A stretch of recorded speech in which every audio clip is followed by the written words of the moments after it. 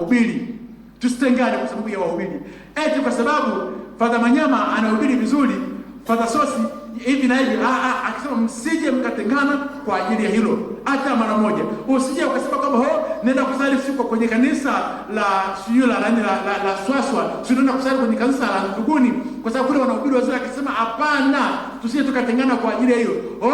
Kanisani kwenu hapa hakuna upako, ninaondoka ninaenda kwa wale wenye upako, naenda kuhubiri. Akasema hata siku moja usije ukajitenga na kanisa kwa sababu ya mhubiri. Pamoja na neno usijitenge na kanisa kwa sababu ya mhubiri. Kwa sababu shida moja, Paulo akasema kwamba huyo mhubiri ni binadamu, Kristo tumaini letu. Mhubiri wewe ni binadamu, ni binadamu ambaye ana mahitaji yake, ni binadamu ambaye ana shida zake, ni binadamu ambaye ana changamoto zake. Kwa hiyo akasema kwamba badala kila siku unaenda kwa sababu ya vibe si ya siku ya mhubiri fulani, vibe sio la mchungaji fulani, upako wa mchungaji fulani. Akasema upako huo unaisha wapendwa. Mkawaulize watu wote ambao waliacha kanisa Katoliki, leo hii wamehama zaidi ya madhehebu 7, alafu yote bado anataka tano la mwisho aweze kuhama. Nini? Kwa sababu ya shida iliyokuwa imejitokeza kwenye kanisa la mwanzo. Akasema kwamba faraka ambayo imekuja kwenu kwa sababu ya wahubiri, akasema kwamba hiyo haileti baraka. Akasema kwa sababu Mwenyezi Mungu amesema Yesu Kristo alipokuja, alikuja katika swala zima la kuanzisha kanisa moja, watu wote waweze kumwendea Mwenyezi Mungu. Amesema hakuja ili kuweza kuwafanya wanadamu waweze kuwa wakubwa. Anasema inapofika hatua watu wanasema mimi ni wa Paulo, anasema mwingine anasema mimi ni wa Apolo, mimi ni wa Kefa. Anasema je, Paulo au Kefa au huyo Apolo amekufa kwa ajili yako? Na ukiona leo hii kuna baadhi ya watu anakuja anasema kwamba mimi ni kuna makanisa ya ajabu sana, mimi ni wakambuzi, mimi nasali kwa kanisa la Kapanya. Muonee huruma, kwa sababu nafsi yake imeshafungwa na Kapanya, nafsi yake haijafungamana na Kristo. Unanielewa? Mtu anataka anasema mimi ni wa fulani. Huyo fulani alikufa kwa ajili yako, amemwaga damu kwa ajili yako. Muonee huruma sana, kwa sababu nafsi zetu sisi lazima ziunganike na Kristo. Kristo ndio aliyemwaga damu yake pale msalabani. Kristo ndio aliyekufa pale kwa ajili yetu. Nafsi zetu lazima ziweze kuwa za Mungu. Hata siku moja nafsi yako usije ukafungamana na mtu yeyote. Na mpaka leo hii kweli tunaonea huruma. Unashangaa mtu mle ndani ya simu yake amejaza si mchungaji fulani, amejaza si yule na fulani, amejaza namba kibao za nani. Akipata tu shida, mchungaji niombee na matatizo, ametikishia simu, ameweka loud, tuombee. Sikiliza, kwa nini ukipata machangamoto, kwa nini usiende chini ya msalaba? Kwa nini usisali? Kwa nini nafsi yako isiunganike na Kristo? Kwa nini? Na kwa matokeo yake sasa watu wengi sana sasa hivi wamepata matatizo mengi, mengi vibaya mno, mengi shida nyingi kwa ajili ya hiyo. Kuna baba mmoja alikuja akisema Father, sijui, akasema Father niombee kwa sababu kuna kitu ambacho sasa nikakifanya ambacho ni kibaya zaidi. Akasema Father, nilimkataza mke wangu habari za hawa wahubiri wanaokuja. Mimi Father nipo kazini, tunahangaika, tunasafiri kila siku, mke wangu huko nyumbani, kila siku kuna mchungaji anapita pale, tena anategeshea saa 6 kamili ndio anakuja pale, anapita pale nyumbani, wakati ndio anaanza kupika.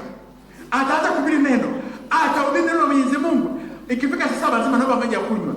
Alafu baadaye saa 7:30 anasema sasa wakati wa kutoa sadaka. Baadaye anasema John niwaombee kwa baraka. Akisema niondoka, anasema mama anasema basi baki binti wakati ameshaandaa chakula. Anakaa pale anakula. Alisho kipanda kikaje katokea. Binti yake amemaliza form 4. Kila siku akasema kwa nimwombee binti yako matokeo yake ni mazuri. Ni watu upako. Wale wasaishaji wale wakumbwe na pepo wa kisulisuli, waweke kwa mtoto wako. Mtoto alikuwa hasomi, matokeo yake ni kweli upako mpaka akaingia katika upako mwingine, binti mimba. Tumsifie Yesu Kristo. Mimba ya mchungaji. Mama naye mwenyewe naye akapata. Yule mchungaji kumbe alikuwa na ugonjwa, akawapokeza ugonjwa mama na binti yake. Mbaya sana. Baadaye akapotea. Alipoenda kufanya majanga mabaya akapotea. Matokeo yanakuja, yanatoka mtoto mazilo na magonjwa. Nini? Kwa sababu ya wahubiri wanaopita pita mtaani. Akasema kwa nini usibakie? Kwa nini usitulie? Neno la Mwenyezi Mungu ni lile lile. Na leo hii ni Dominika ya neno la Mwenyezi Mungu. Basi Paulo akaonya sana. Akasema Kristo hajagawanyika, Kristo ni yule yule. Paulo, Apolo au Kefa, akasema sisi ni wahubiri tu. Sisi ni wahudumu. Hata siku mmoja usiokaunganika nao. Basi baadaye Paulo akasema, anasema kwamba Paulo alisulubiwa kwa ajili yenu. Akasema au mlibatizwa kwa jina la Paulo? Umebatizwa kwa jina la Kapanya? Umebatizwa kwa jina la Kristo? Umebatizwa kwa jina la Baba na la Mwana na la Roho Mtakatifu? Huyo ndio uweze kupatana naye. Tumsifu Yesu Kristo. Habari za watu wengine hao achana nao, ambatana na Kristo. Paulo akasema mimi mwenyewe katika nguvu ya Kristo ambayo niko nayo, akasema sikutumwa katika swala zima la kwenda kubatiza. Anasema sawa, nilitumwa katika swala zima la habari njema, na baadaye pia nilitumwa ili niweze kuhubiri msalaba wa Kristo. Msalaba wa Kristo sio kubatilika. Katika safari ya mambo ya makanisa haya, katika habari za makanisa, si kila kanisa ambalo lipo lazima watu kubatizwe. Naomba leo uweze kujua sana. Si kila kanisa lazima uweze kubatizwa. Si kila mchungaji ambaye yupo lazima aweze kubatiza. Si kila mchungaji ambaye yupo lazima aweze kukuombea. Paulo anasema mimi sikutumwa kwa ajili ya kubatiza. Amesema mimi nilitumwa kwa ajili ya kuhubiri neno la Mwenyezi Mungu peke yake. Habari za ubatizo zilikuwa za watu wengine. Kwa kila mhubiri, kila mtu anayesimama mbele katika swala zima la kwenda kuhubiri, ana kazi yake maalum. Basi katika hali hiyo, ndugu zangu, katika Dominika ya leo, tuache kuyumbishwa na wahubiri. Tuache kuyumbishwa na upako wa baadhi ya watu. Tubakie na tunakujua tabia yako, unazungumza sana. Unaongea sana wewe. Mwenzako Yohana ametiwa gerezani, amefungwa gerezani. Na wewe jiandae. Yesu aliposikizwa habari ndipo akaenda Galilaya. Kristo. Tumaini letu. Fundisha dogo tu. Unaposikia mkubwa wako aliyekusaidia, nianze na wale ambao ni wafanyakazi, aliyekupokea katika swala zima la kazi, akakuelekeza, akafanya mpango yote. Umesikia amepata majanga, unajisikiaje? Unajisikia vibaya? Na nguvu ya kufanya kazi inafanya nini? Inapungua. Kama fulani amefanyiwa haya, mimi itakuwaje? La pili, kwenye familia, mzazi alikuwa anamtegemea kwa kila kitu, au mume alikuwa anamtegemea kwa kila kitu, au mke wako alikuwa anamtegemea kwa kila kitu. Amepatwa na majanga, na yale majanga mabaya, baadaye kifo kinatokea. Utajisikiaje? Wengi wao wanaacha kusali. Wengi wanaacha majitoleo mema. Anarudi nyuma. Jana nilikuwa naongea na mtawa mmoja. Akasema, Father, matukio mabaya ya kifo leo tukuta kwenye shirika letu, tumerudi nyuma sana. Hatuelewi kwa sababu viongozi wetu wamekufa kwa ajali. Hatuelewi tufanye kitu namna gani. Nikasema hata kama hamuelewi kitu gani cha kwenda kufanya, hata kama matukio mabaya yamewakuta watangulizi wako kwenye familia yako, wao wakati wa kufanya hiyo kazi ulikuwa umeshapita. Wakati wa Yohana Mbatizaji ulikuwa umeshapita. Sasa kipindi cha Yesu kilikuwa ndicho sasa kinakuja. Huyo mtu mtangulizi wako wakati wake umeshapita. Sasa ndio wakati wako wewe, ndio wakati wenu ninyi sasa kuchukua nafasi kuhakikisha kabisa kwamba lile jambo alikuwa analifanya huyo linasonga mbele. Hata kama amefariki mzazi, hata kama amekuacha, wakati wake umepita. Mwenyezi Mungu ameruhusu jambo gumu, umepita. Hata simama, inuka, acha manunguniko, acha kusema itakuwaje, Acha kubakia tu unanung'unika, umebakia tu chini, hali ni mbaya, nimeumizwa hivi na hivi. Inuka. Yesu anaondoka anakwenda Galilaya, na eneo la kwanza ambalo Yesu alikuwa ameondoka, aliondoka eneo linaloitwa Nazareti. Tumsifu Yesu Kristo. Nitakufundisha kidogo, naomba nielewe. Yesu ilibidi aweze kuondoka Nazareti, aweze kwenda Galilaya. Nazareti ilikuwa ni wapi? Nazareti kulikuwa ni nyumbani kwao, ambapo alikaa zaidi ya miaka 18. Na akiwa Nazareti, Yesu alikuwa anafanya kazi ya kuchonga hizi furniture, na wanasema kwamba furniture zake alizokuwa anachonga Yesu akiwa seremala zilikuwa zina upako, watu walikuwa wananunua sana, zilikuwa na baraka. Sasa huku Yohana Mbatizaji amekamatwa, ameuawa, amefungwa, ameuawa, akaenda Nazareti. Kufika kule nyumbani kwao wakamkataa, walitaka kuweza kumuua, ikabidi aondoke. Matukio mabaya yametokea, matukio mabaya katika maisha, ilibidi aweze kuondoka. Ukifika hatua imetokea misiba, umekataliwa, kuna watu wanampango kufanya mambo mabaya, tena watu nyumbani kwenu hivi na hivi, usibakie usema kwamba sasa ngoja nianze kuja kupambana. Yesu hakuanza kutumia muda wake kusema ngoja nipambane na Herode ambaye amemfunga Yohana Mbatizaji. Alikuwa anazungumza ukweli, nipambane, nimpige upofu, mdomo wake upinde, na huyo mke wake kiuno kivunjike, ashindwe kwenda kumshughulikia. Hakupambana na yule.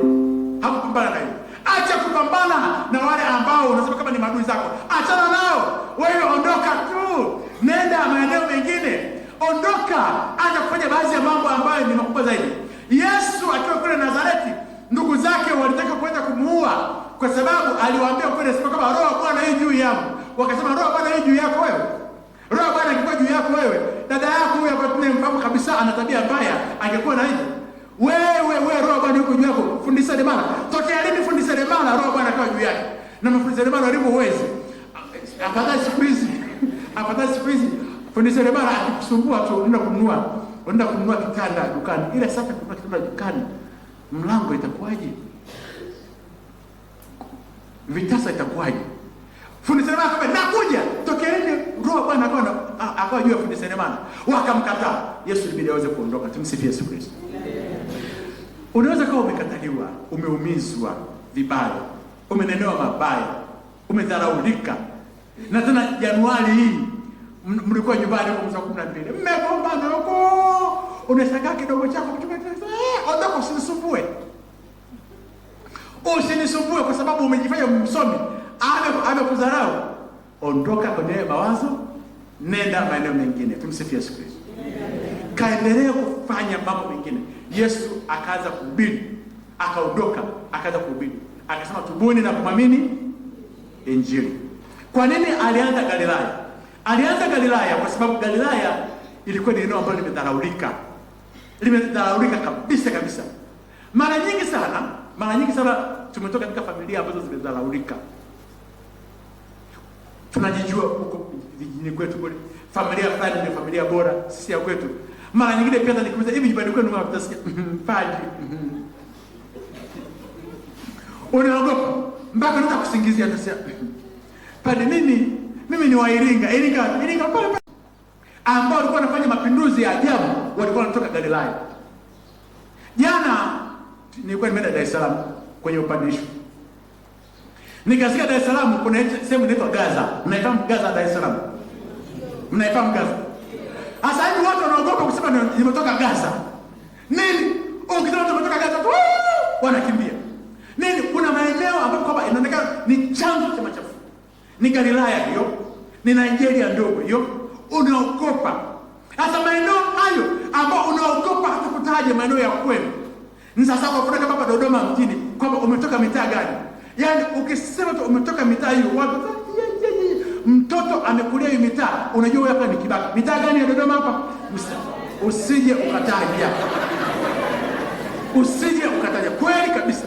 Na ukiona tu kwamba umepanga nyumba mitaa hiyo, utambue cha moto utakiona. Sasa hiyo ni Galilaya. Kwa sababu mapinduzi yote yalikuwa yanatokea Galilaya. Watu wenye hasira za ajabu walikuwa Galilaya. Uwezi amini kwamba huko Galilaya ndio Yesu akaenda kuwaita wale watu. Walikuwa ni waajabu. Fikiria, Yesu Kristo aliwapatia upako wale mitume, akina Simoni Petro amesema mtakuwa baada ya kuvua samaki mtakuwa mnavua watu. Aliwapatia upako kwenda kutoa mapepo. Lakini nataka nikwambie, ingawa walikuwa wana upako wa kutoa mapepo, wa kufanya miujiza, Petro hakuwahi kuacha mapanga. Anatembea na mapanga mawili. Hakuwahi kuacha mapanga. Ni mchungaji, ni mtume, akiombea mapepo yanatoka, lakini mapanga hapo. Hawa Yakobo wana wa Zebedayo walikuwa na upako, wanafanya mambo ya ajabu, miujiza ya ajabu, wanaona Yesu anageuka sura, lakini walikuwa ni watu wenye hasira vibaya mno. Siku moja Yesu alipokataa wasipokelewe kwenye kijiji cha Wasamaria, nataka nikwambie, ukisema Yesu tuamuru sasa hivi tuagize moto utoke mbinguni uteketeze kijiji kizima, Yesu akasema hamjui ni roho ya namna gani mko nayo. Nataka nikwambie, unaweza kuwa ni mtume, upo karibu na Yesu, lakini hasira ziko pale pale. Na ndio maana nikasema kwamba katika swala zima la kwenda kuambatana, ambatana tu na Kristo. Ambatana tu na Kristo. Ambatana na Kristo. Unaweza kuambatana na huyu mtume, kumbe ana hasira, na ukajikuta pia unapata upako ka hasira. Unaambatana na huyu mtume, kumbe ana tabia kushika mapanga, ukajikuta mwenyewe pia mara kwa mara ikatokea tu hasira, umenyenyana na mkono.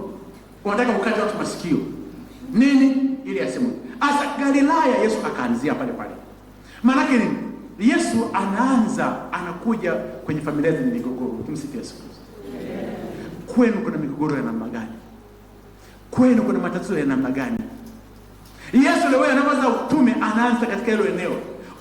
Ungetamani leo hii katika Dominika hii kumkaribisha Yesu aje huko Galilaya, aende kwenye kijiji chenu, aende kwenye familia yenu yenye migogoro, yenye faraka, mmegawanyika, kila mmoja yuko huko, kila mmoja amesema mimi ni wa fulani.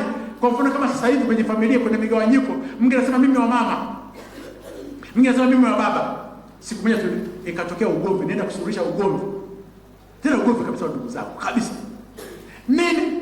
Mama alitaka kuweza kuwagawa watoto wake. Akasema msinisumbue. Festival ni wa kwangu. Na yeye unajua maana ni festival na festival. Yako. Wameharibu. Basi hao wengine wakasema kuanzia leo mtabakia na mama yenu na sisi tunaenda na baba yetu, wakagawanyika. Wakaniita mimi, nikasema kwamba msigawanyike, tumsifie Yesu Kristo. Nikasema msigawanyike. Nikasema mpaka mama yenu akazungumza kwamba msimguse festival, hamjui ni magumu ya namna gani walikuwa wameyapata wakati huyu hapa alikuwa amezaliwa. Akasema padri waambie niliteseka mimi kumpata mfadhili niliteseka, alafu leo wanataka wanimguse mwanangu. Nikasema mvumilie, hamjui mama niteseka namna gani. Akalia mama. Nikasema nawe mama basi usiwagawe. Akasema basi leo nimewasamehe. Wote wakaungana kwa ajili. Nikasema sasa leo tunasali misa ya kuvunja kila aina ya nini ya mafarakano hapa nyumbani, ya kuvunja kila aina ya matengano. Yesu aje kwenye familia.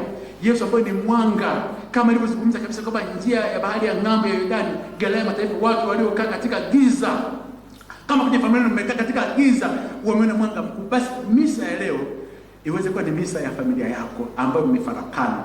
Iweze kuwa misa ya ndugu zako ambao wamefarakana. Kuna ndugu zako wengine wamehama dhehebu, wameondoka, wameenda kwa wahubiri huko hapo, wamepata mambo ya ajabu. Kwa hiyo tunasali misa hii kwa ajili yao. Misa ya leo hii pia tuweze kuombea kwenye vile vijiji tulikotoka, kwenye giza, kwenye mambo ya ajabu. Yesu Kristo aweze kuwa ni mwanga wetu, na kijiji chote kiweze kupata mwanga, tupate neno la Mwenyezi Mungu. Tumsifu Yesu Kristo.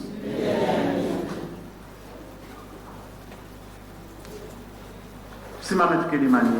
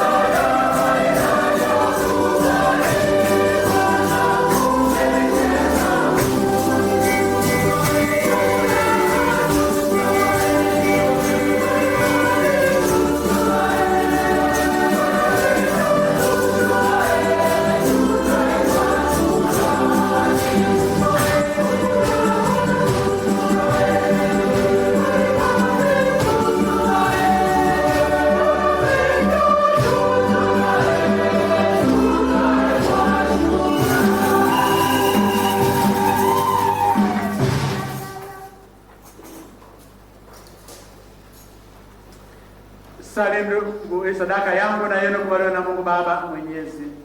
Bwana, pokea sadaka mikononi mwako kwa sifa na utukufu wa jina lake, kwa manufaa yetu sisi na ya kanisa lake lote takatifu.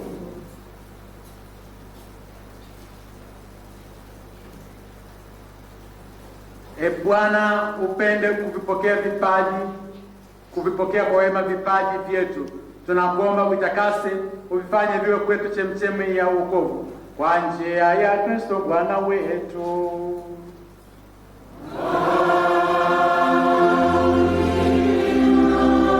Bwana awe nanyi. Inueni mioyo.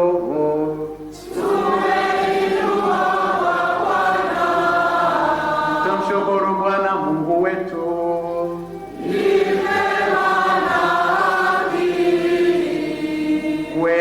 Manaki tendo la kupana la kuleta wokovu, tukushukuru wewe daima na popote. Bwana Baba ule mtakatifu, Mungu mwenyezi wa milele, sisi tunatambua kuwa ni fahari ya utukufu wako mkuu kuwasaidia kwa umungu wako wanadamu wenye hali ya kufa, lakini pia kutupatia dawa ya kutuponya tusitulike na kufa kwenyewe, na kuwaokoa waliopotea kule walikopotelea, kwa njia ya Kristo Bwana wetu. Kwa njia yake majeshi ya malaika husujudea adhama yako, wakifurahi daima na milele mbele ya uso wako. Tunakusihi utujalie tujiunge nao kwa wimbo wa sifa, tukishiriki kusema kwa shangwe.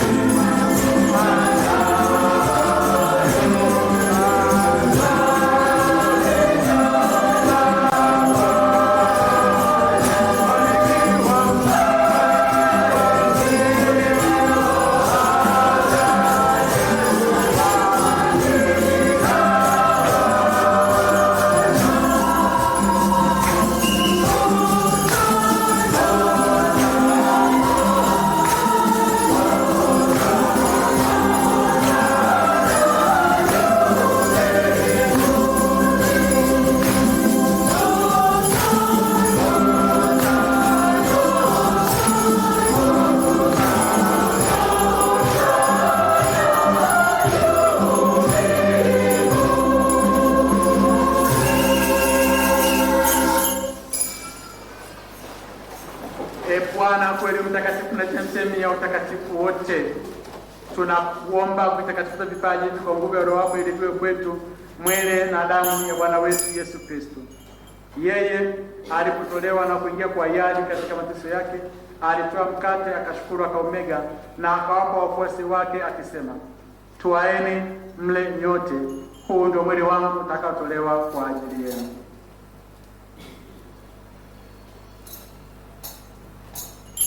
Wapenzi, twaeni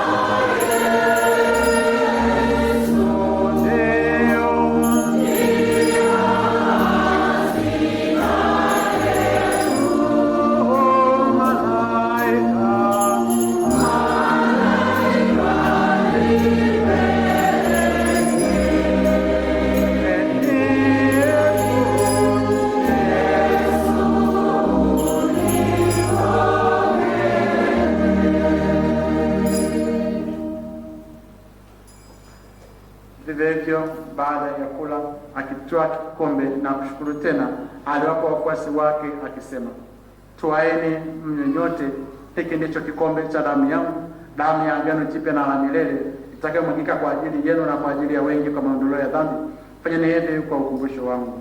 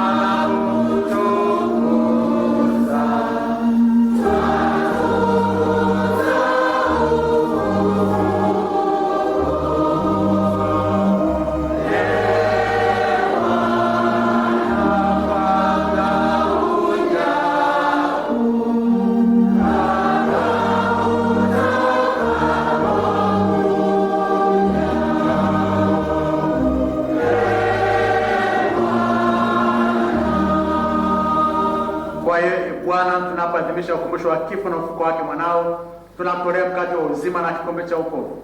Tunakushukuru kwa kuwa umetustahilisha kusimama mbele yako na kutumikia. Pia tunakusihi kwa unyenyekevu, ili kwa kushiriki mwili na damu ya Kristo tukusanye na Roho Mtakatifu tupate kuwa jamaa moja. Bwana, ulikumbuka kanisa lako lililoenea pote duniani, ulikamilisha katika mapendo pamoja na Baba Mtakatifu wetu Leo wa 14 na Askofu Mkuu Beatrice Kinyaia na Askofu Msaidizi Ruboni Kibozi na Wakilero wote. Wakumbuke pia ndugu zetu waliofariki dunia wakiwa na tumaini la ufufuko, na marehemu wote waliofariki dunia katika huruma yako, wapokee kwa nuru ya uso wako. Tunakuomba utuhurumie sisi sote, ili pamoja na Maria Bikira mwenye heri mama wa Mungu, na Mtakatifu Yosefu mume wake huyo Bikira mitume wenye heri, Mtakatifu Gaspari Njema Galigani na Maria Dematias na watakatifu wote waliokupendeza tangu kale, tusali kushiriki uzima wa milele na kusifu na kutukuza kwa njia ya mwanao Yesu Kristo. Kwa njia yake na pamoja naye na ndani yake, wewe Mungu Baba Mwenyezi, katika umoja wa Roho Mtakatifu, unapata heshima yote na utukufu milele na milele.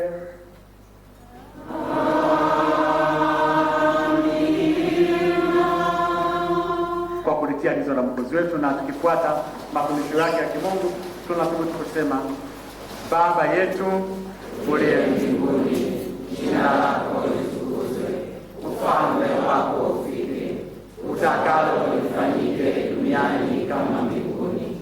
Utupe leo mkate wetu wa kila siku, utusamehe makosa yetu kama tunavyowasamehe na sisi waliotukosea, usitutie katika kishawishi, lakini utuokoe maovu. Bwana, tunakuomba utuokoe katika maovu yote, utujalie kwa wema amani maishani mwetu, kusudi kwa msaada wa huruma yako tuokolewe daima na dhambi, wala tusifadhaishwe na jambo lolote, tunapotazamia tumaini lenye heri na ujio wa Mwokozi wetu Yesu Kristo.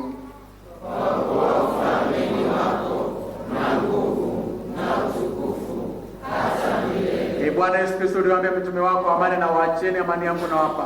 Usistarami dhambi zetu na tumaini ya kanisa lako, upende kulijalia amani na umoja kama alivyo mapenzi yako, naishi na mtawala milele na milele.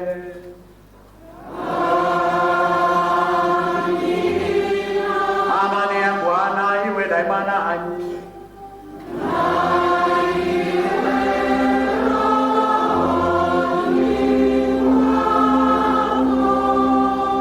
Mpeane amani.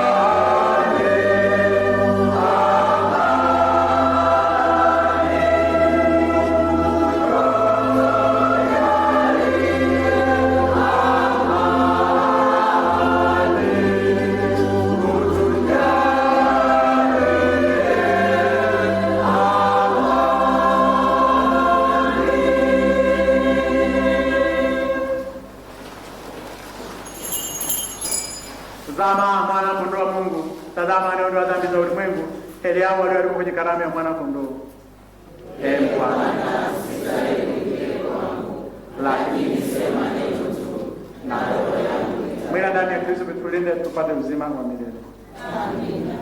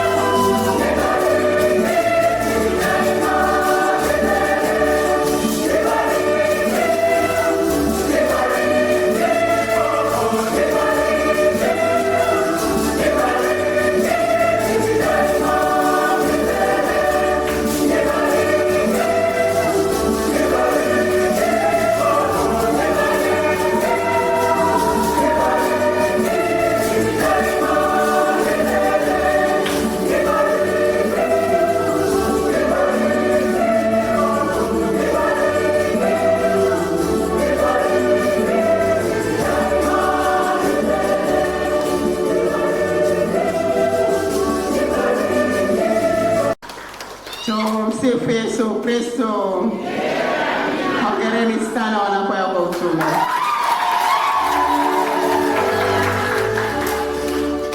Tusikilize matangazo ya Dominika tarehe 25 mwezi wa kwanza 2026. Leo ni Dominika ya 3 ya mwaka A wa kanisa na Dominika ijayo ni Dominika ya 4 ya mwaka A wa kanisa. Sadaka, zaka na michango ya ujenzi.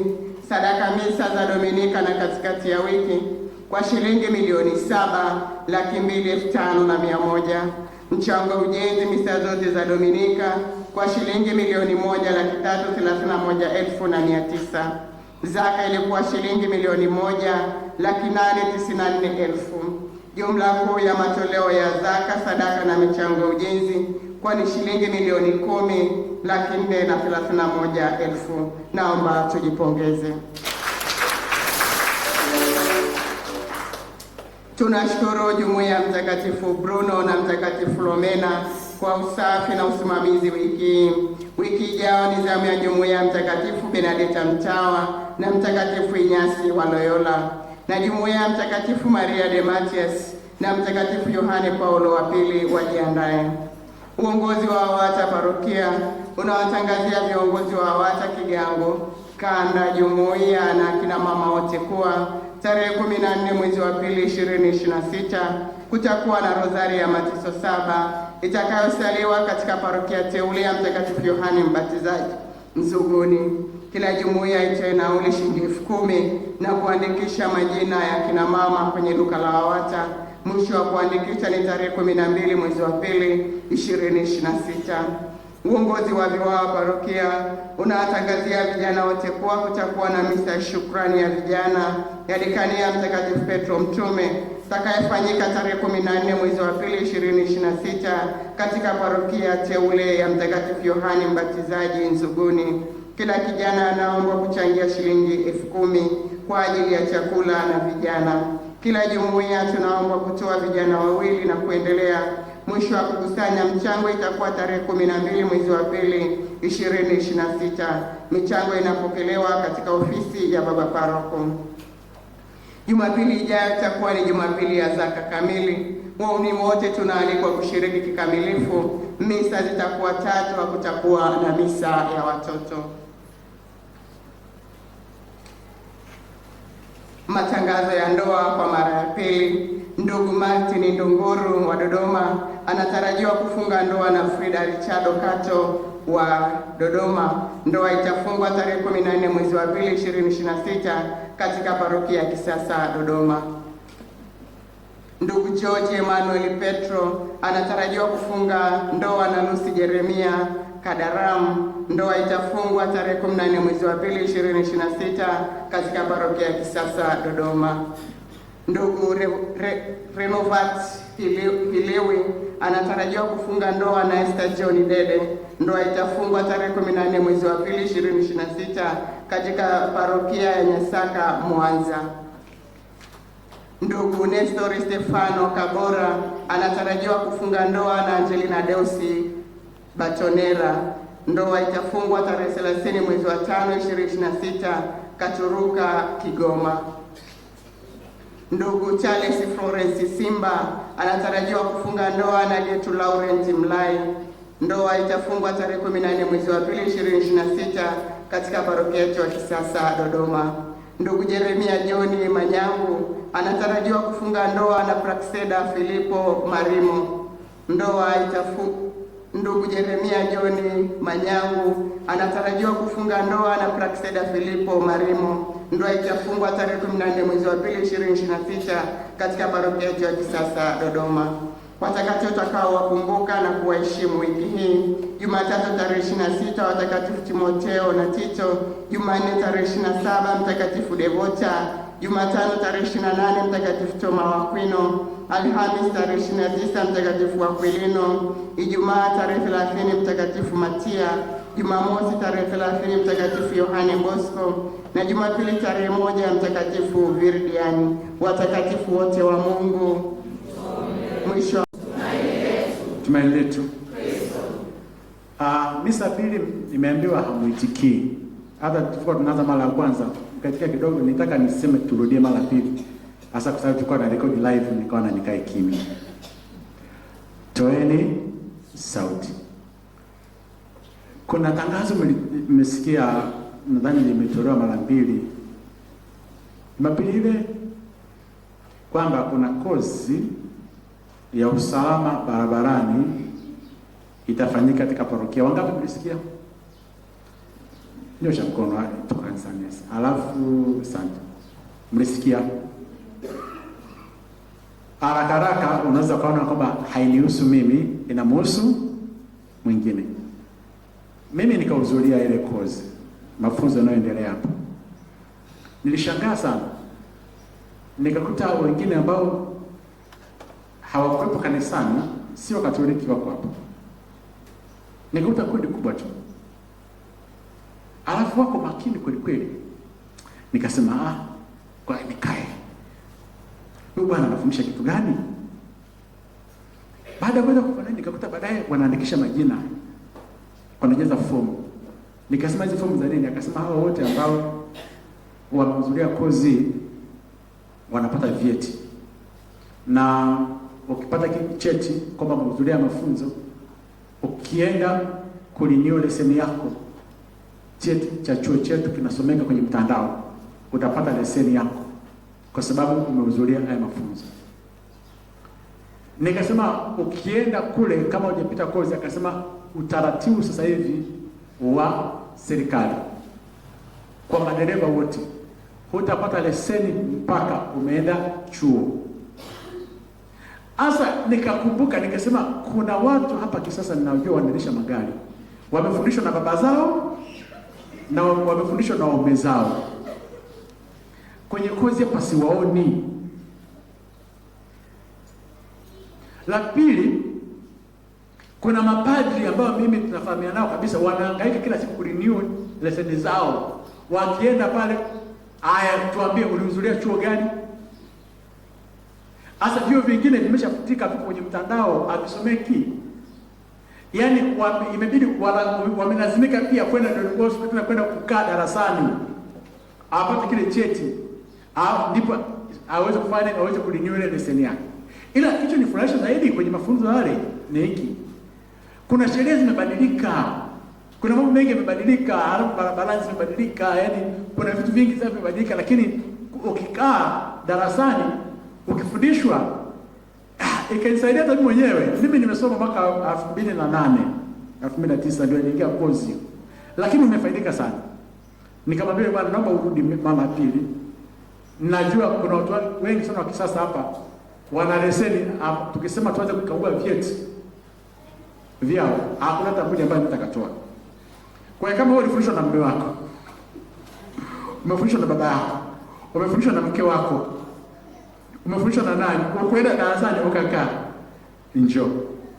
Usipokuja utahangaika sana ukienda kurenew leseni. Haya matangazo madogo yakitolewa haya myazingatie. Ninazungumza kwa upole, mlionielewa mmenielewa. Kama hujanielewa bakia hivyo hivyo. Cha moto utakutana nacho huko mbele. Tumsifu Yesu Kristo. La nyingine la kiutendaji la kwetu. 2026 hii kuna mabadiliko yatafanyika katika akaunti za jumuiya na vyama vya kitume ambao mmefungua account benki, na wote lazima mfungue. Kwanza wiki ijayo tunaanza ukaguzi wa mahesabu kwenye akaunti zenu zote. Watakuja huko wakaguzi kwenye ngazi ya jumuiya. Mlipokabidhiana tunakagua, na tutakagua pia hadi kwenye akaunti za vyama vya kitume kwenye kwaya. Baadaye tutaingia kanda. Baadaye tupige katika ngazi ya parokia, kwa sababu mwezi wa pili huu unaokuja ni ukaguzi katika ngazi ya parokia ya kisasa, tunakaguliwa mahesabu. Kwa maelezo ya Baba Askofu ni hivi: akaunti zote za jumuiya ndogo ndogo na vyama vya kitume, paroko lazima aweze kuwa mmojawapo ya watia sahihi. Hamruhusi kutoa pesa bila sahihi ya paroko. Sasa mtaenda benki na mkawaambie viongozi, mtaenda benki mkachukue zile fomu kubadilisha, watia sahihi. Najua kuna viongozi wapya wameingia, kuna wengine wametoka. Mnapobadilisha hao watia sahihi lazima wabadilishwe. Na namna gani ya kuweza kuandika hao watia sahihi mtakuja kuelekezwa hapa ofisini. Tumsifu Yesu Kristo. Huo ni utekelezaji, hakuna cha mjadala. Ni utekelezaji. La mwisho, jana nimekutana na bajaji. Kibajaji. Bajaji. Nilikuwa naendesha gari, nikatangulia mbele yangu. Sio tena katangulia mbele yangu. Nikuta pale ameandika maandishi kule makubwa kule nyuma. Huwa anapenda yale maandishi. Huwa anapenda kusoma. Nikakuta imeandikwa, hujarogwa. Hujarogwa, kalipe zaka. Nikasema jamaa, nikasema nzuri, nikataka kupiga picha, nilikuwa naendesha gari. Hata hujarogwa, kalipe zaka. Nikasema jamaa mzuri. Kimekaa muda mrefu sana. Mmesikia Jumapili ijayo ni siku ya zaka. Ndugu zangu, uliambiwa cheza na mambo yote, sio kacheza na nini? Kuna watu wana kiburi cha uzima wanacheza na zaka. Kabisa kabisa. Mmefundishwa, mmeelekezwa. Siku ya Jumapili ijayo ni ya zaka. Unashangaa mtu amekaa kwenye benchi wala hatoki. Wenzake wanakuja kuleta zaka, amekaa kwenye benchi. Sasa kwa Jumapili ijayo, wasimamizi wa Jumapili ijayo, wakati wa zaka mnakuja kama vile sadaka ya kwanza. Unafanya mchezo na zaka. Una kiburi cha uzima ambacho hata shetani anakushangaa. Umeshaambiwa. Mwangalie jina lako, ukaenda umekasirika, amenuna, hajalipa zaka.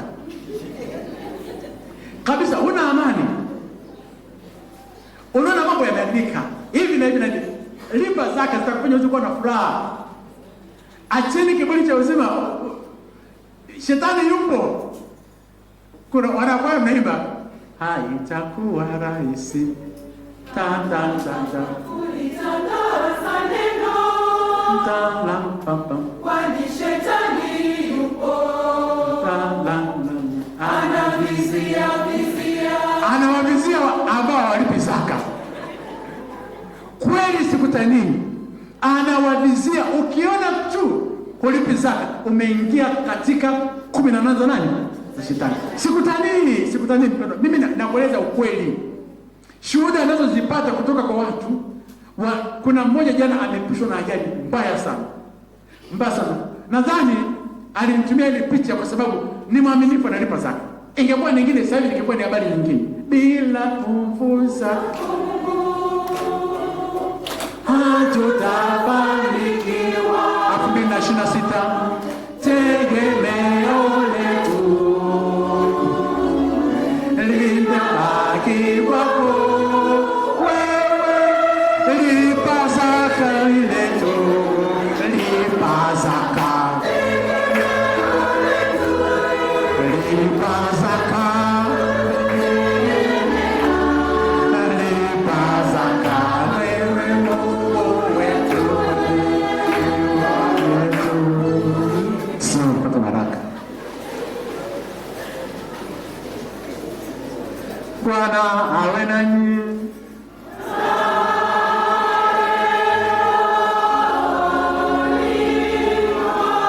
Abariki na kuwalinda Mungu Mwenyezi, Baba na Mwana na Roho Mtakatifu. Nendeni na amani.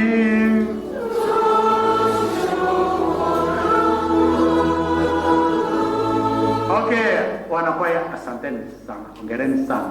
Big up. Sana. Mnaimba kwa nguvu, mnamaanisha. Yaani hamna mchezo. Na mnamuendelea na moyo. Haitakuwa rahisi.